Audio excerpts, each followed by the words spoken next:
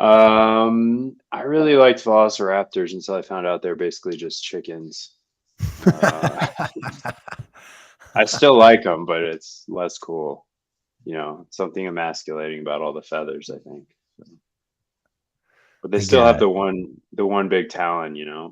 I live in dinosaur country, so every time I'm out and about and I see like bones and stuff in the sand in the desert, I'm just like, maybe Dinosaur. I should excavate this a little bit. I mean, it's either that or, it's just like if you store it properly, you can get a barrel of oil. One femur bone is equivalent to 20 barrels of oil. I'm What? completely kidding. I'm completely Oh, fucking with you. okay. Welcome in, ladies and gentlemen, to another episode of Bitcoin Q&A. It is very early in the morning for the two of us, but I do hope you are enjoying yourself wherever you are watching in the world, whatever platform, Zap, Stream, Rumble, YouTube, Twitter. Should I hit them all? Spotify, wherever you get your Spotify, podcast. podcast, wherever you're listening. Feel free to leave us a rating and review. If you're watching on Twitter, come on over to one of the other social channels. Come to But zap.stream. This is where all the fun is had. You yeah, can zap directly, comment. The live chat's really effective and fun, and we're always scanning it for comments. We've got a nice little crew of kind of morning viewers that have been hanging out on zap.stream. And if you don't know, that's a Nostr-based video platform. So pretty insane how far we've come. I remember at Nostrica in Costa Rica, we had the live stream going. What was this now? 5-6 months ago, and there was no platform. There was no place to stream natively on Nostr, so we had to do it on YouTube, and that was kind of a bummer. And I'm really excited that this time around we can go live on Zap.stream. So super excited to be here. I guess real quick, we're at 25,655 dollars for one Bitcoin. Sats per dollar, 3,898. I'm sure we'll see 4K soon. I don't know about you, Q, but I'm expecting a bit of a price drop here. Market cap just wait, tipped all the way down to under 4K. What was the 4K for? Last sats per comment. dollar. Sats per Oh, dollar. okay. I was Moscow, about to be like, Moscow time. Moscow time. okay.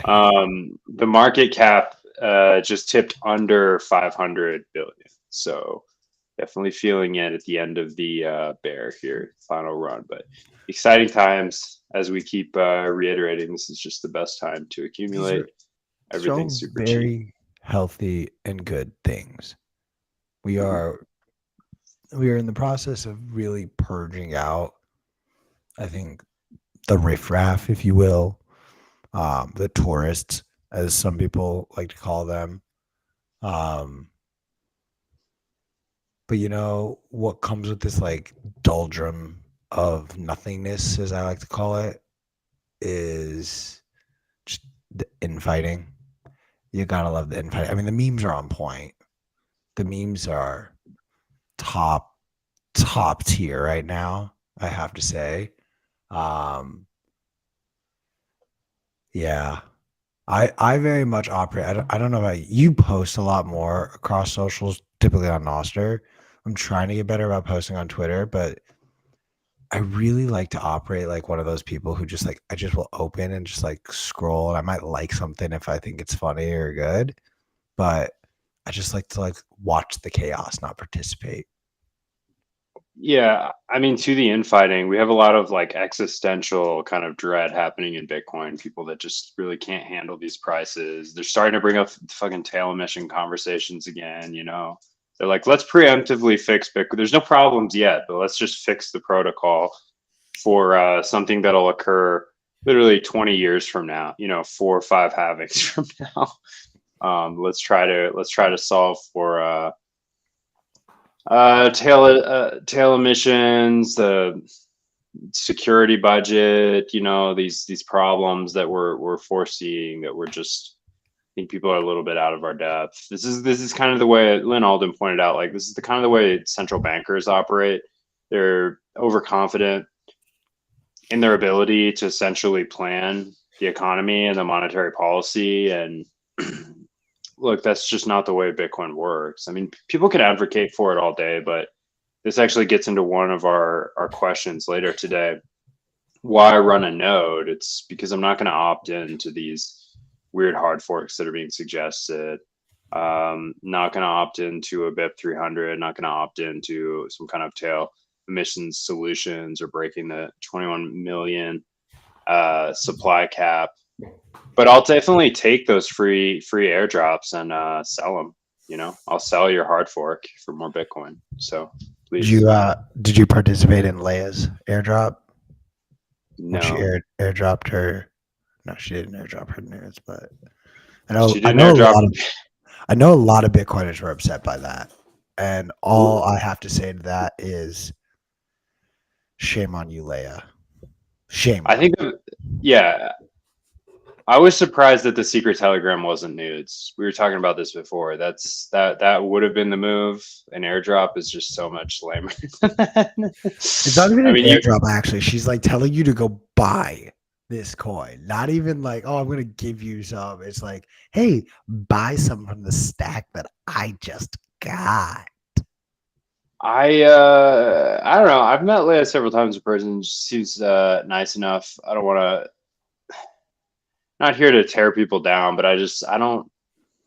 No, I'm just gonna call That's scammers scammers when I see them scamming. That's all I'm doing. Yeah. I don't want to take financial advice from people that do this kind of stuff. I don't think you have to sever ties with crypto. I mean, if you're trying to ride the fence a little bit or pretend that you're kind of a Bitcoiner and you're still taking money for, I don't know, like NFT or ordinal projects and dumping on people. I mean, that's just horrible behavior. I'm not saying there's no path to redemption. Like, I think anyone could get on the side of light and good and turn around and kind of renounce all that behavior.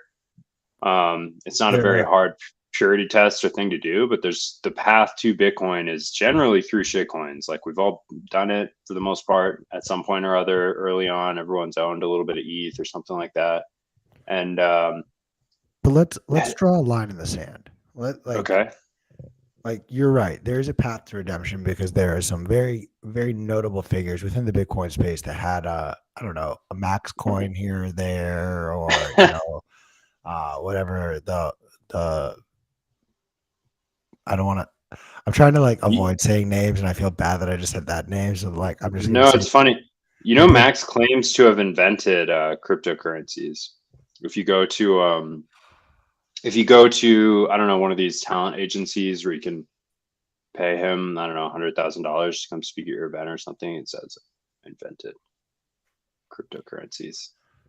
Because in the old days, he did create some kind of token system where you could cash in. It was a bit like BitClout. You could cash in on your personality, right?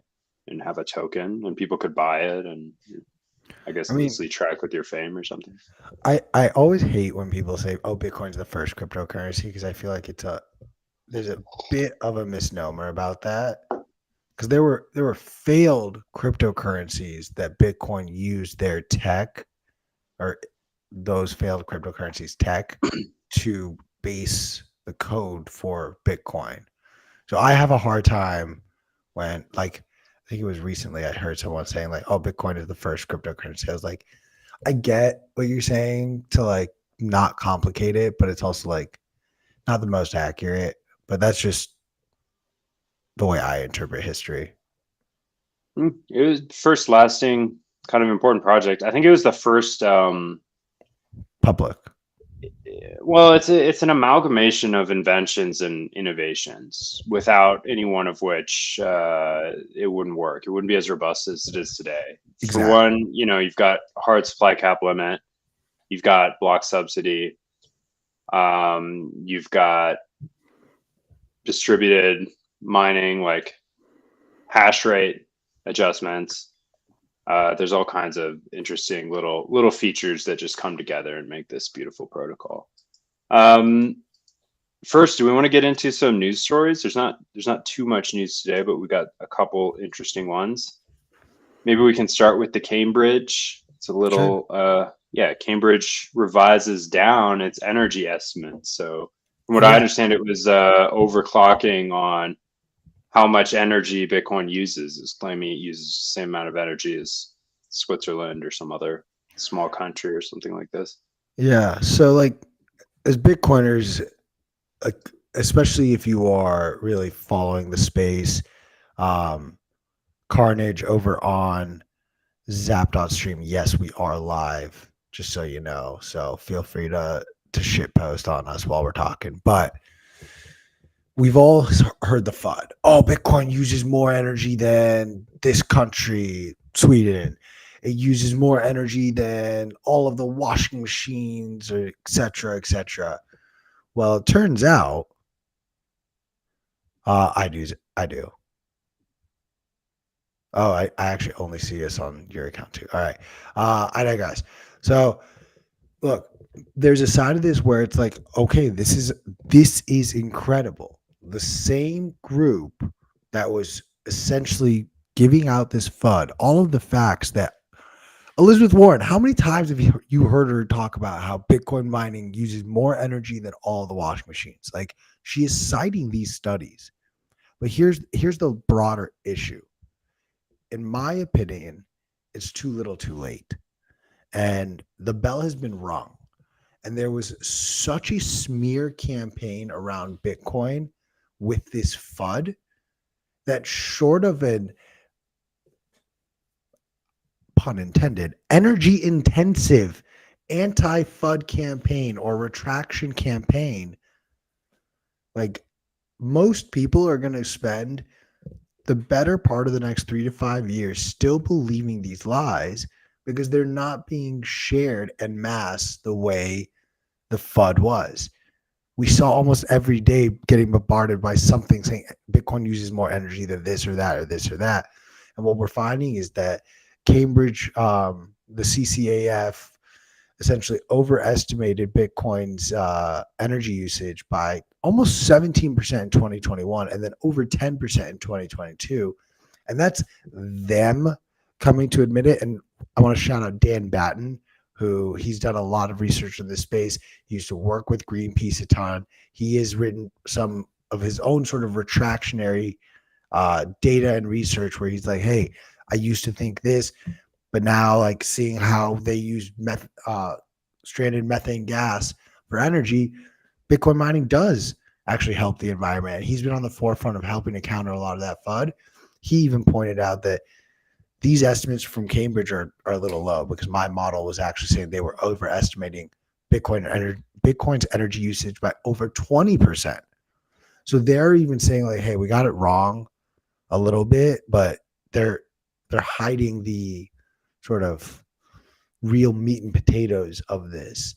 There's even like another overestimate emissions by over 67% just due to the intensity calculations that are both overestimated. So you're inputting data that's already overestimated, and the data itself is out of date. It hasn't been updated since January 2022. That's a year and a half ago. That's practically only accounting for full year 2021 data. You're not even accounting for data from 2022, let alone anything from this year. So my big qualm is less so about the fact that, oh, Cambridge is coming out and saying these things, oh, we got it wrong, this or that, etc. Like, it's really great to feel validated as Bitcoiners that, like, what are you talking about? And here we are. The frustrating thing is, in my opinion, it's just too little too late. But Alex, I don't know if I'm maybe taking a pessimistic stand on this or if you're in agreement with me that, like, Liz Warren isn't going to come out ever and say, like, oh, the research that I was citing 6 months ago condemning Bitcoin was actually faulty and wrong. My bad. Oh no, but she's a retard. I mean, there's no there's no need for Elizabeth Warren to correct herself. Anybody that's listening to her is, handicapped. This there's there's just there's no need to address these concerns. It's like ESG. You don't even have to combat it. It's so ridiculous. And the people that are kind of like this cult of ESG. This is such non-player character behavior. It's just totally uninteresting to me. I You think you don't it's think how a company governance itself is important? You don't think we have? I have yet to see any ESG policy that's actually pertains to governance. It's always environmental, you know. Um, I think, and I think it tends to be super overblown. I mean, I've been told that the oceans are boiling and we're all going to be kind of like burning alive every decade for my whole life and long before that. I think there's natural change in Earth's temperatures. You can look throughout history to know that. I think undoubtedly it does seem things are getting a bit hotter, but you can look at heat maps of weather just like in the United States and worldwide and how they're exaggerated and how they turn a normal 80-degree day into a bright red spot all over this map just to get people a little more excited, keep them a little more on edge, a little more inclined to do their part and be conscious human beings. And maybe you get a text messages in California to turn your air conditioner off at night, use a little less energy because the grids are less stable. I think I don't think Bitcoin is, I think sometimes people exaggerate Bitcoin's renewable incentives, but they're certainly there. I was sharing, before we hopped on the call, I've discovered that personally recently. Like I don't pay an electricity bill. My house, the whole ranch runs on solar and we have excess power. So that's like an ideal opportunity to mine Bitcoin in a way that benefits everybody. I can give power back to the grid, switch the miners off. I can mine non KYC Bitcoin at home for myself. And, I don't know, I'm not using more energy than the sun over here, as some people might claim, or all the washing machines. I don't, these comparisons are really silly that people make. I think they're super misguided.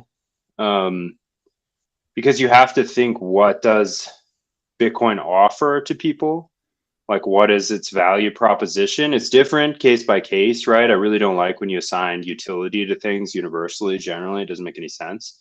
But for me, what Bitcoin offers is, freedom, self-sovereignty, the ability to alleviate trust in third parties with my money, the ability to even accrue wealth over time and hold it without it being debased. Now, let's be clear, Bitcoin does have inflation. There's a terminal inflation that we will see, but that monetary policy is clear and transparent, and everyone who uses the protocol is sort of subscribed to it. Running our nodes, we agree this is the way things will work. There's no surprises. There's no, hey, surprise, we're going to print a couple $1 trillion and give it to Ukraine. No, that doesn't happen. You're not getting debased by the will of a few.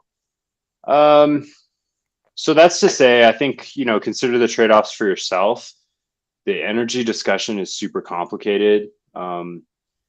Bitcoin mining is a pretty complicated business, and there's just so many different ways to approach it and do it. Some of them, I mean, all of them pretty energy intensive, but I think the real problem we have, like the rift in our society right now, is that people have been brainwashed to believe that there are different types of energy production. There's green energy and blue energy and yellow energy. And the way you should think about this is that all energy production has trade-offs. And if you're just very honest about what those trade-offs are, you can make better decisions about where you source your energy and what you decide to do with it. One is not inherently better than the other. It just kind of depends on where you live and what your situation is, what you're trying to do with that energy. But I can't tell you how to value your energy. But I'm not going to do that. To in this society.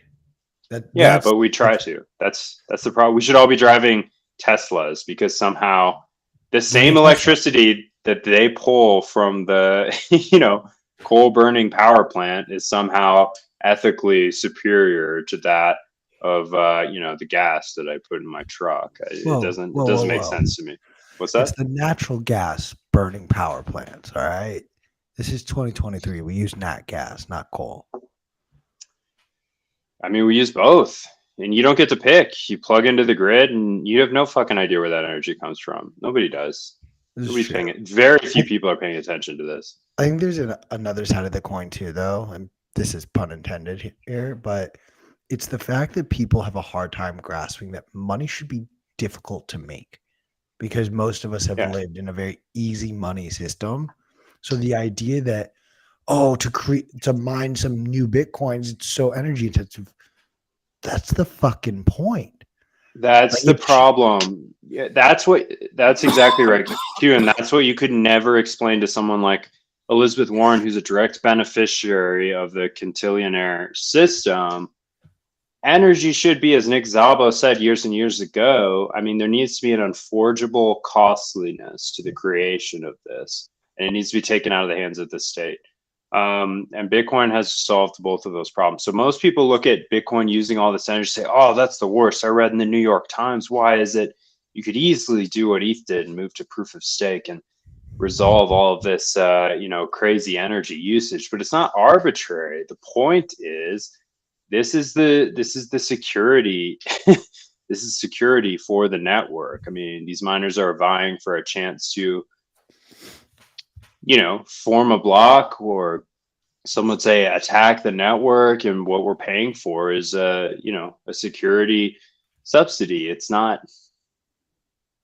free, and the hash rate changes based on the miners that come online. It keeps things competitive and balanced, and it keeps the margins very, very low and uber competitive. It keeps a balance to things. It's much more complicated than, oh, this is just arbitrary energy usage for the sake of some kind of cool experiment. It's what keeps the network impossible, if not very, very difficult, for nation states to attack and co-opt and capture. They would go broke trying to carry out these attacks on Bitcoin. And that's a good thing. All right, I got a question for you. Hmm. If the US outlawed Bitcoin, where would you go? Not named El Salvador. If the US outlawed Bitcoin, it wouldn't really affect me. What are they going to do? This is the beauty of it. Are they going to come to my house and try to Yes. take it from me? Yes. I don't think that would work out well. I mean, there's nothing in my residence that could give up my Bitcoin. Short of torturing every citizen that decides to use it, I think what you would have is an immediate spike in value from Bitcoin due to a thriving black market of people like me that are not going to adhere to that law in the slightest. And I'm not going to inconvenience myself by running away from it either. I would not comply with that at Oh, all. I'm out. I'm You're out? so out. Where are you going? I'm not fucking telling you. That's terrible OPSEC. If it got to that point, maybe China would be a better option. I don't know. I I, might go. if I had to leave, I would probably go, yeah, South Central America, Costa Rica, somewhere nice like that. I would probably go to Dubai, Dubai? assuming I can afford Dubai, Okay. because of this thriving black market that just made me a billionaire.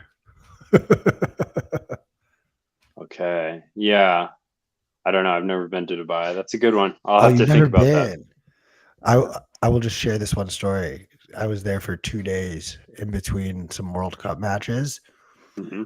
I think if I had stayed for literally one more day, I would have been like selling Bitcoin to survive. It's so expensive over there. Yeah. Yeah. I've heard that. I don't know if your recreational habits are too well accepted over there. Dude, is Yeah, this it's like drugs and women are two things you can't have in Dubai, right? So I don't think that's going to work out for me. I mean, this is probably a bad time to admit it, but also a great time because no one watches. I may or may not have had weed with me in Qatar.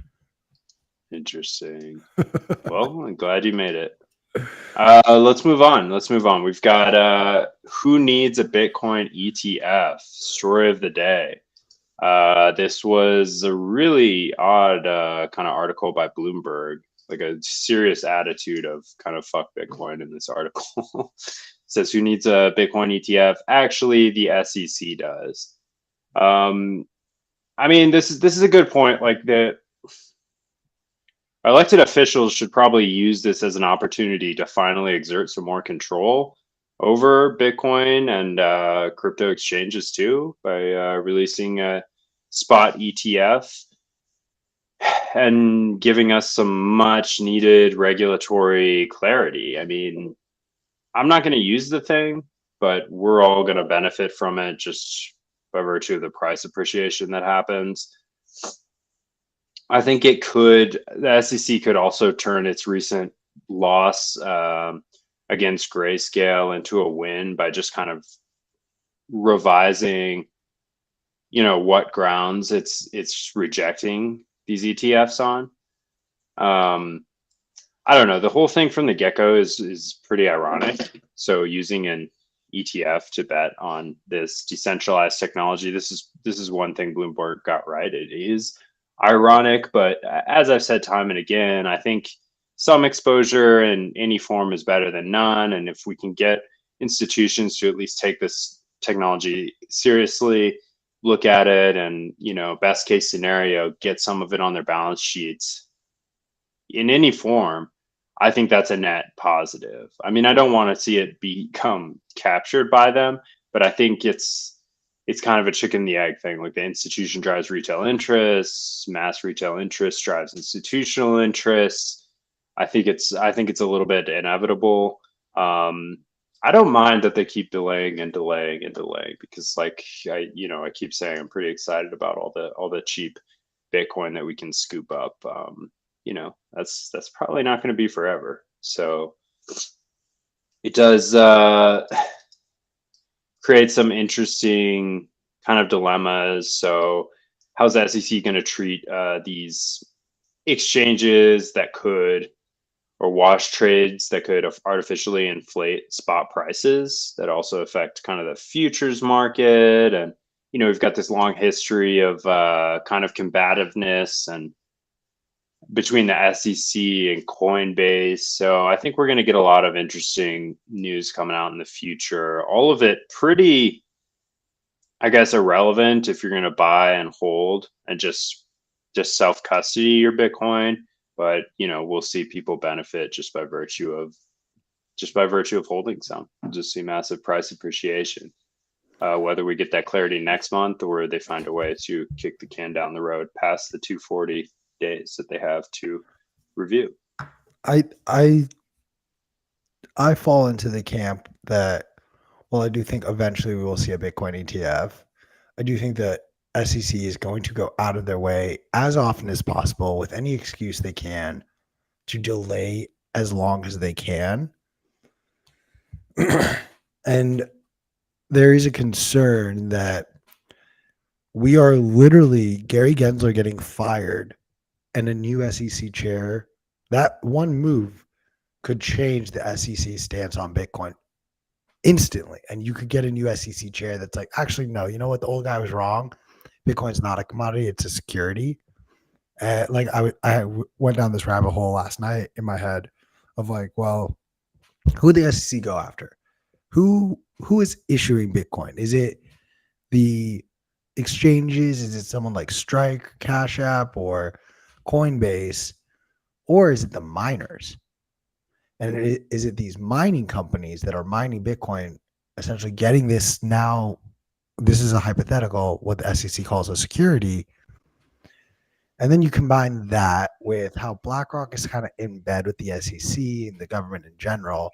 And now BlackRock is the second largest shareholder of 4 of the top 5 publicly traded mining companies. It is well within the realm of possible. Can you rattle those off? What are they? Is it Marathon, Riot, CleanSpark, TeraWolf? Correct. And it's Hut 8 is the one that they are not the second largest shareholder of. That's interesting. So they're going steep into the nuclear. They see some between TeraWolf and I believe CleanSpark also has some nuclear exposure. But yeah. I was going to ask, how soon after Gary G is done with his role at the SEC does he grab some kind of high position at BlackRock? Ooh. Or maybe Binance or one of these. I don't think Binance is going to exist for much longer, truthfully. I Yeah. think it's going to be a slow, drawn out um, process for In them the to get. US, you mean, No, I or think globally, internationally? globally, Yeah. it will, Yeah. the operations will stop. They're gonna go Um, bust. I, You think they're I, trading against customer deposits? it's not necessarily about that. I had it explained to me. I want to shout out Tone Vase for kind of explaining. This is his sort of research, so I'm citing him. He hasn't published this, so I do feel bad. But again, we have like 10 viewers, so I don't really feel that bad. But we were having a conversation. He brought up something where, if you notice, there are only two moments in Bitcoin's price chart history that you can go back to and say, oh, it was either at all time highs or at the local bottoms that businesses were going under. They were declaring bankruptcy because at all time highs, people are cashing in, they're selling their Bitcoin. And unfortunately, on these exchanges, it's a lot of paper Bitcoin. So when there's mass selling to cash in on profits, boom, these exchanges go under. And then on the inverse of that, when you get to these local bottoms, same situation where a bunch of customers are trying to liquidate their position very quickly, and boom, all the paper Bitcoin runs out, and these exchanges go out of business. So that's kind of I he like showed it on a chart and pointed out like different companies, sort of this company went under at this point, this company went under at this point, this company went under at this point, and you start to recognize like, oh, this is a very clear pattern. And so that pattern is the clue to me as to why I'm saying, oh, finance will go under. It's just going to take some time. It will just take some time. I want to comment on what you said, Q, but I gotta shout out. We've had like the most viewers on Zap.stream that we've ever had by a factor of basically 10. We've got almost 40 people watching this morning, which is super exciting. I don't know if that's accurate. That says 37 viewers, but that's super exciting. And big shout out to Carnage, HDRD149, Kieran. We got a bunch of people zapping today in the chat. This is pretty fun. So really excited to have you guys with us this morning.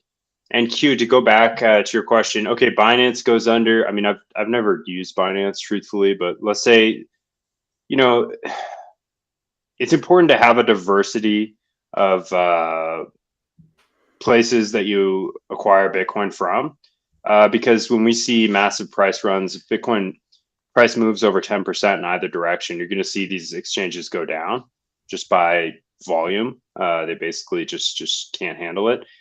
We see it time and time again, year after year. So you got to have, a little bit of, if you're an American, Cash App, maybe Strike, but also I think non KYC. And this digs into our question: where do you get non KYC Bitcoin today? One of our questions of the day. And I always like to recommend about 3 or 4 places for people to try and see what they like. I think it's important to have a different, kind of a range of places to acquire non KYC Bitcoin from as well. Firstly, if you're in the Bitcoin scene and you know a lot of Bitcoiners, talk to them about purchasing some Bitcoin, KYC free, or as I like to say, ethically, just from them, peer to peer, the way Bitcoin was intended to be used. I can sell Q non KYC Bitcoin and vice versa. We don't have to involve a third party in that. It's quite a beautiful thing. You can also buy directly. You could buy basically virgin Bitcoins from miners. If you go to meetups, that's a great way to meet Bitcoin miners. You can mine yourself at home if you want to. That's a little bit more complicated setup. But probably the easiest way is either peer to peer or visiting a site or service, maybe via Tor. You can go to RoboSats for smaller amounts. RoboSats is great for kind of, I would say, in the $100 to $500 range. Now I haven't used it in a few months, so maybe their volumes are higher now. I don't know if they can service bigger transactions, but RoboSats is a great way to get KYC free Bitcoin via Lightning, over Tor, completely pseudonymously. You generate kind of a user token every time you use it, brand new. BISC similarly is a great way to acquire KYC free Bitcoin. Good for bigger buys. It's got a pretty pretty lengthy order book there. And then I'm missing one. Oh, probably my favorite is Azteco. Mhm. So you get to kind of redeem vouchers that you buy with dollars for Bitcoin. Also, Beautyon, CEO of Azteco, would say ethical Bitcoin. They sell ethical Bitcoin, and you usually buy that peer to peer. You find an Azteco vendor. There's a lot of them. You kind of got to ask around. A lot of them are not too Open. forthcoming. Yeah, about the fact that they do that. I mean, it's a little bit the legality of it. It's dicey, but it's smooth. It's a smooth process. It's easy. You can do it without interfacing with people too on websites. So people set up little interfaces where you can just buy these vouchers from their site, with a card or with Strike or something, and then go redeem them in private on your own. So there's a couple ways. I don't know, Q, if you have any to add. Are you very steeped in the KYC free Bitcoin accumulation game?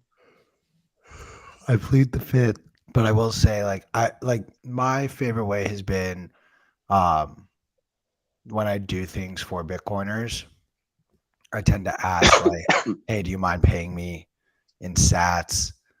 Um, and I have a wallet that is dedicated to this. Um, but then at the same time too, I do have KYC Sats. Like probably the worst OPSEC, because I am in the camp that very much thinks like they're gonna come for me and my Bitcoin one day for sure. You're just gonna hand it over? And fuck no. That's when I'm gonna go to Dubai, bro. Okay. Yeah. Yeah, they won't behead you or anything for No, Bitcoin. dude. I see. You're going backwards. This is like one of the most tyrannical governments on earth. No, dude. I'm brown. I fit in there, bro. Oh, okay. You get a you're pass. you're the infidel. I am the You're the, infidel. you're the infidel. They like see me at the airport and they're like, brother, so long. Wonderful to come with us. Here's a house. Salam alaikum. I think if you're sitting at home, you've been in Bitcoin for a while and you have a wallet and you're self-custodying Bitcoin and you feel comfortable in your self-custodying of Bitcoin, maybe push yourself in the coming, days or weeks to look for a way to acquire non-KYC Bitcoin. Very importantly, you want to use coin labeling. Like you want really good coin control. Use a Sparrow wallet, something like this, where you can, not as a hot wallet, just as an interface for your coins, where you can label them and make sure you're keeping track of what is KYC, no KYC. I think standard practice, people would tell you to keep those in completely different wallets, but Oh, technically you don't have to if you have strong labeling, because they would always, if you use new addresses every time, you're fine. But you have to be careful not to consolidate non KYC with KYC coins, because by doing so, you've doxed your coins in some way. There's a huge privacy trade off for consolidating coins at all. So the two schools of thought are basically, consolidate your coins and save on fees in the future. And it's just kind of easier and nice and more efficient to have like big, maybe 1-2 Bitcoin sitting in, one UTXO in your wallet. The problem is it's very clear that all that Bitcoin belongs to one owner. So people who are more OPSEC kind of concerned would say, no, it's actually better to have a greater anonymity set. Most people don't have one Bitcoin. Most people have something closer to like 0.01, 0.001. This grants you a greater anonymity set where it's harder to tell who owns what coins. So it's greater to have like more smaller chunks of Bitcoins, ideally that have been mixed. We'll get into this discussion another day, but it's really good to mix your non KYC Bitcoin too, just to be sure, and have many small UTXOs, little bits of Bitcoin to spend with. I'm not recommending either way. It's just important to know that there's trade offs either way you go. If whatever you're gonna works for mix, you. yeah, Whatever. whatever works for you. But I if you haven't tried it yet, it's super fun. It's super fun to use RoboSats and BISC and Azteco and get non KYC I Bitcoin. So you got I, to try it. I do also want to flag and point something out. Like this was taught to me, shout out Uncle Rockstar, but like at a meetup once, I gave Rockstar just like a straight $100 bill. He opens up his Strike account. This is KYC Bitcoin because it's bought through Strike, but then he sent it to my wallet, and that process allows me to now have KYC free sats because that same wallet, I've had countless Bitcoiners, different Bitcoiners send Bitcoin to that address. So even To the if same address? to the same address. So like, Oh, man. no. It becomes KYC free because I didn't KYC myself by purchasing it. So the UTXO looks like 8 different people all are sending to this wallet. So you have like a level of security because you actually have so many different people entering or depositing Bitcoin into this address. That's actually backwards. You should never reuse Bitcoin addresses. This is the wise words of Satoshi. Are you talking about the same wallet? If you reuse an address, you have basically now you have two parties that can corroborate and say, yeah, we both sent Bitcoin to this address. This is who it is. If you have just a single address for each transaction, you at least have plausible deniability. So, Fair. I would argue though that because if you have more than one person sending Bitcoin to that address and you yourself are not sending Bitcoin to that address, you have plausible deniability even still. No, because you're just great. You're making the attack vector greater. Like the odds that one of these people are going to have to report on their Bitcoin transactions are increased. You see I what see I'm what you're saying? saying. I do And see what you're saying. also, here's the other reason you don't want to reuse Bitcoin addresses. Let's say you, like you said, you use it for goods and services. Okay, Rockstar could say, "I paid you already," and you've got 300 transactions to this one address. How are you going to know if he pays you or not? Presumably there's someone else that sent a similar amount at some point. I mean, maybe the timing's off, but you can't actually prove that he didn't already pay you because he didn't use a unique address. So that's one of the reasons, especially as a business or someone who's using Bitcoin for goods and services, it's important to always grab a new address that's never been used. You have an endless amount of these that your wallet can generate. So it's great to take advantage of them. Well, I guess ignore me, but Yeah, sorry, Q. I will still continue chugging along with my awful OPSEC. Yeah, with Q's one Bitcoin address with 6,000 transactions on it. That's awesome. We should check the mempool and find this at the end. I forget what the website is, but there's like a website where every time I do have someone send a transaction, I like monitor it, and then literally like I see the wallet address like, oh, it has more Bitcoin now. Okay, cool. The Bitcoin was deposited. Oh my god. All right, man. Well, Q's a Bitcoiner probably till like the end of this week until someone figures out how to drain his one address. Hey, I didn't post my private key, even though here I'll just read it out loud. My private key is NPUB 1236942069420. All right, we got one more big story for the day. Nostr.com is for sale for $5 million. Originally purchased by Ben Ark. I can't remember what he said, for something like $1,000.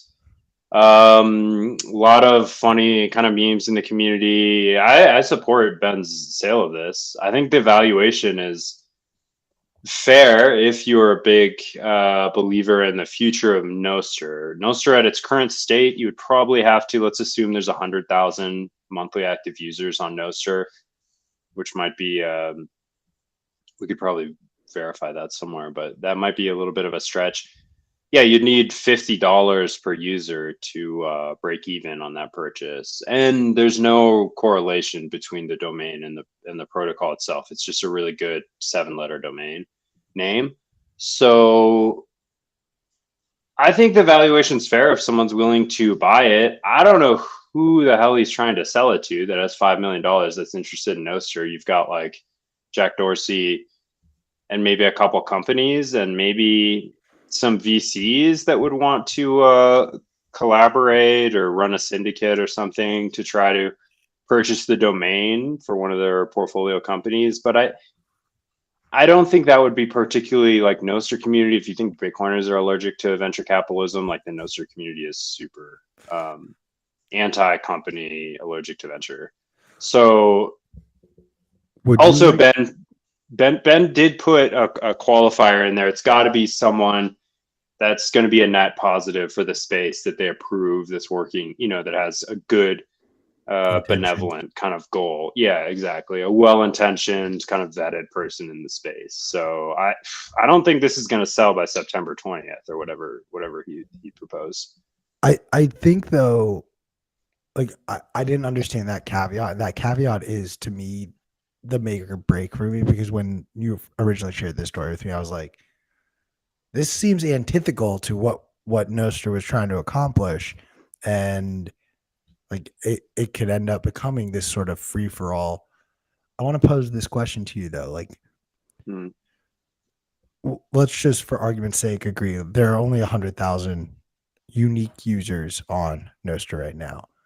Do you think half of them would be willing to spend $100 each to jointly have a percentage of the company and have it be almost like a crowd-funded, publicly in quotes shared company? No, you don't want that. I don't care about that. I don't like DAOs. I don't think they're not efficient. I don't think people care. I don't think they would waste money on the domain doesn't matter. The name doesn't fucking matter.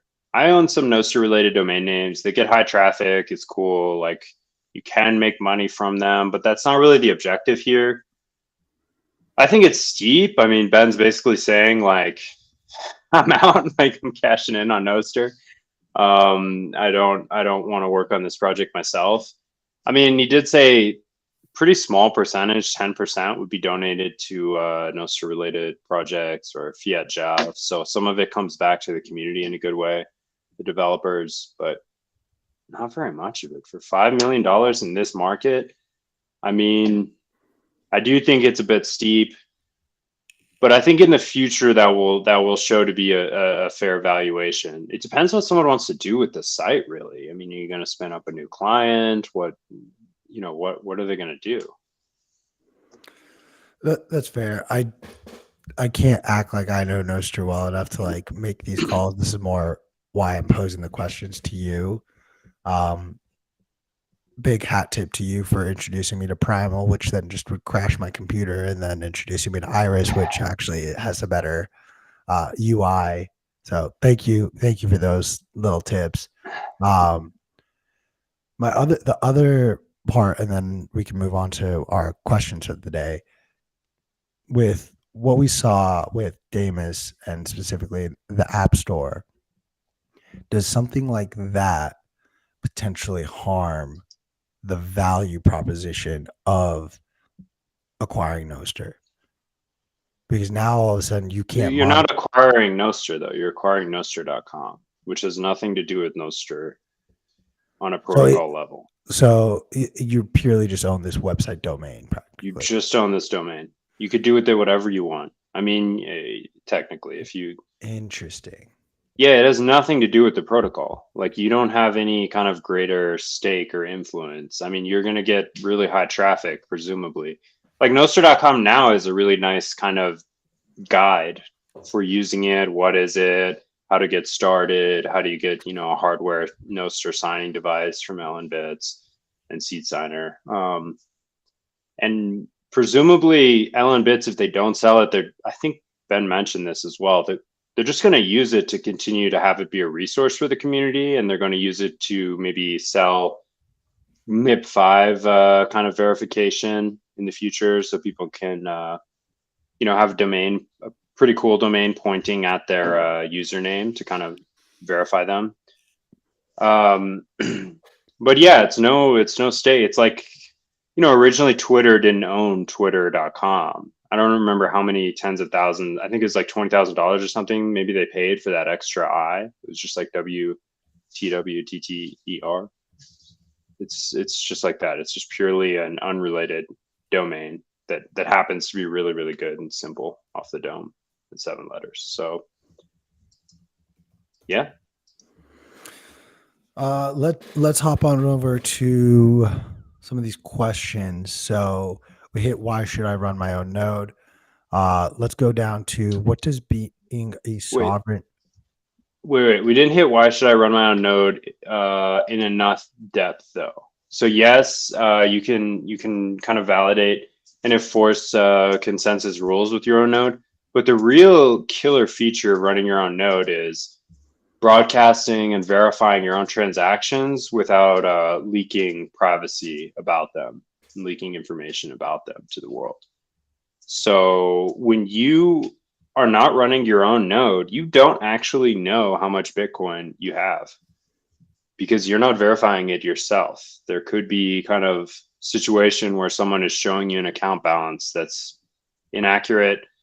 Also, whatever kind of server you're using to verify your transactions and broadcast your transactions can simply archive that data, and they have a lot of privacy information. They know that Q has only used one address in his years and years of Bitcoin and send and it's all sitting in this one honeypot. So that's the benefit. It's just like increased privacy. It also will undoubtedly give you a much better understanding of how Bitcoin works because you can run your own instance of the mempool and follow your transactions as they kind of make their way through Bitcoin. So it's just it's a win all around. It's cheap, it's effective. You're great. You're expanding the distributed nature of the protocol and enforcing consensus, and verifying your own transactions on your own. So okay, now I'm ready to move on. That was Okay. All right. Really quickly, do you feel like we hit the how to buy non KYC coin enough?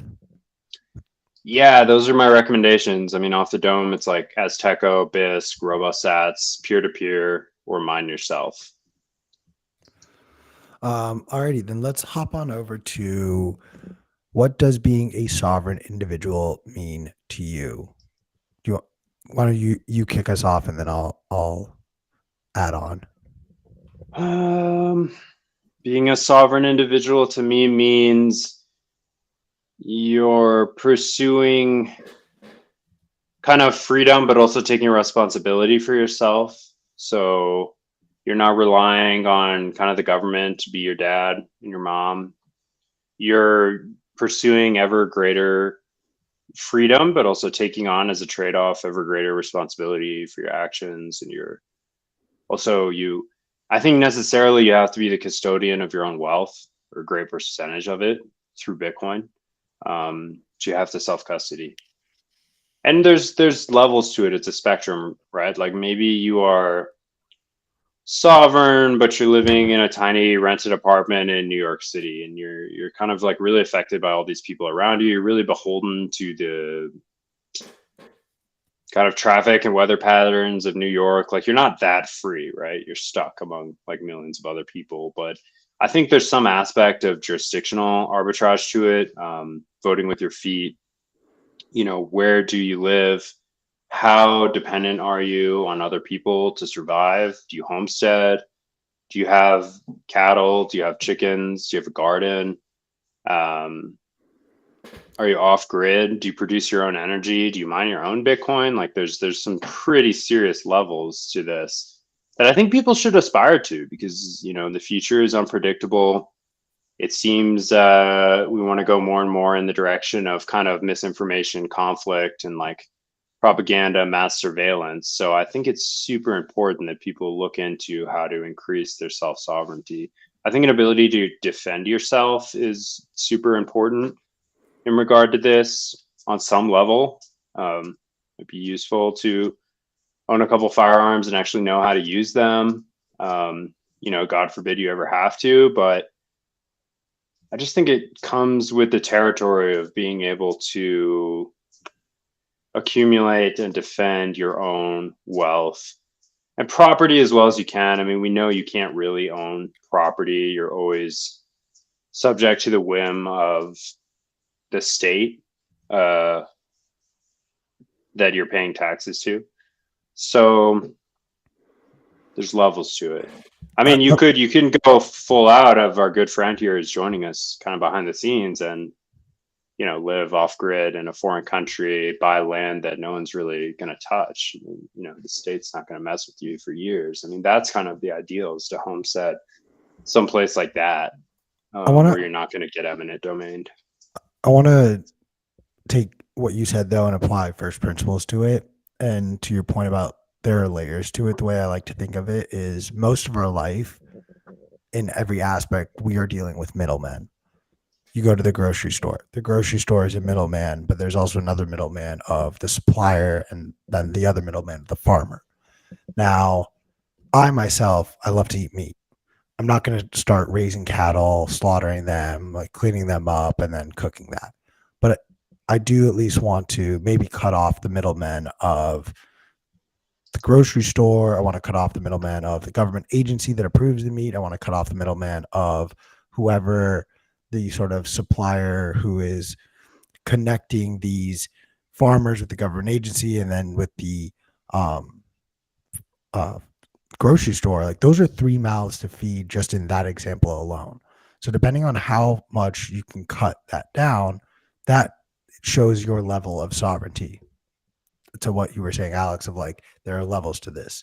The other side of the coin that you're mentioning is, you know, there are aspects of sovereignty that speak to a lot of people. Like there are things that you want to do. Like I love growing my own food. Like we have a lot of different herbs that we grow. We have a few small vegetables that we grow as well. Like there's that side of it.